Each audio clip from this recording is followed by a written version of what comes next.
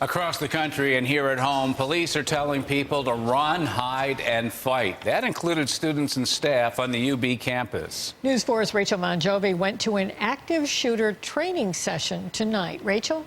Dawn and Jackie, law enforcement are constantly training people on how to respond to an active shooter, but they say the odds of being involved in that type of situation is rare.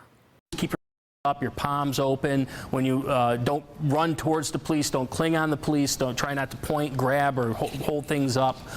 They're not going to be able to tell who the shooter is. Active shooter training is becoming routine. You don't want to ever think that, it could happen here, but it can. This training session with law enforcement for University at Buffalo students and faculty was already planned, but because of the Ohio State attack, more people took part.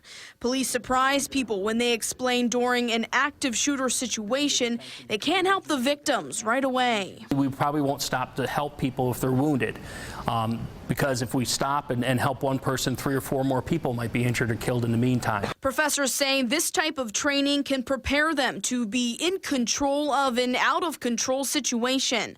Professor Wendy Quinton teaches in the largest classroom on UB's campus. I'm sure it's something students think about. It's something they talk to me about. They wonder about this because this is the world we live in. We don't want them to be more fearful. They shouldn't live in fear of this. To put it into perspective, the odds of being struck by lightning in a year is 1 in a million. The odds of being involved in an active shooter event are even greater than that. It does seem to feel like it's happening every day and that it's likely to happen to us, but the truth of the matter is, as an individual, our odds of being involved in an active shooter incident are still extremely slim. Now, law enforcement officials say anytime there is an attack or mass shooting, more and more people attend these training sessions.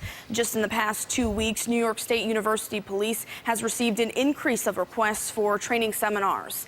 In the studio tonight, Rachel Monjovi, News 4 at 11.